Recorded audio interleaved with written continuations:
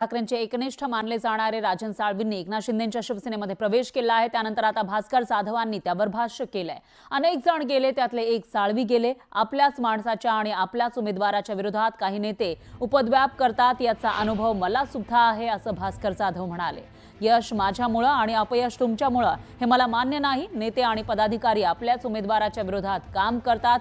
पक्ष सोडून गेला त्याला आपण गद्दार म्हणतो, मग पक्षात राहून असं करतात ते सगळ्यात मोठे गद्दार, मग त्याला काय शिक्षा देणार, असा सवाल भास्कर जाधवांनी केला। मला योग्य संधी मिळाली नाही अशी नाराजीही भास्कर जाधव यांनी बोलून दाखवली।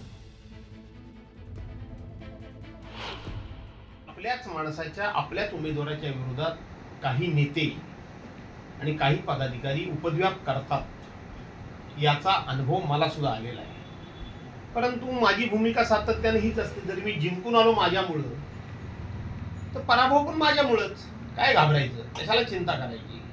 पण यश माझ्यामुळे आणि अपयश तुमच्यामुळे हे मला मान्य नाही। यश पण माझं आणि अपयश पण माझं। पण ज्यांच्याबद्दल कोणाबद्दल साळवींचा आक्षेप असेल त्यांनी उत्तर देणे योग्य आहे। पण जनरल जर स्टेटमेंट करायचं म्हटलं तर हे उपद्व्याप होत आहे।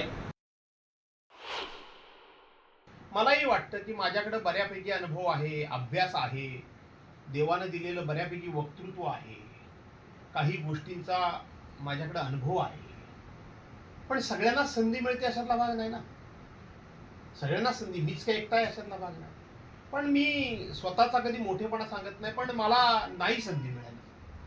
माझ्या दुर्दैवानं म्हणा, मी कोणाला दोष आज देत नाही, परंतु माझ्या दुःख आहे ना, 100% आहे। माझं तर वाढतं वय आहे, आज माझं 68 वर्ष वय चालू झालेलं आहे।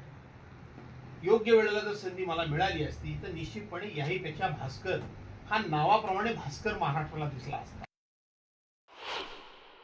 मी त्यांचं काही विधान ऐकलेलं नाही, परंतु शिवसेना पक्षामध्ये विधिमंडळाचा गटनेता म्हणजे नाव ज्या वेळेला चर्चा आली त्यावेळेला सर्वांनीच एकमताने भास्कररावांचं नाव सुचवलं आणि त्यामध्ये त्यांचा सुद्धा सन्मान आहे। आता पुढेचं नेमकं त्यांना काय बोलायचं आहे ते मी काय ऐकलेलं नसल्यामुळे काय मी प्रतिक्रिया देऊ शकत नाही। मी असं म्हटलं की माझ्या क्षमतेचा पूर्ण वापर करण्यात आला नाही किंवा माझ्या क्षमतेनुसार माझ्यावरती जबाबदारी जी आहे ती देण्यात आलेली नाही। एक प्रकारे त्यांनी नाराजीच एक प्रकारे त्यांनी प्रत्यक्ष पक्षप्रमुख उद्धवजी ठाकरे साहेबांचा दरवाजा त्यांना नेहमीच उघडा असतो, त्याच्यावर त्यांनी बोलावं विस्तृतपणे।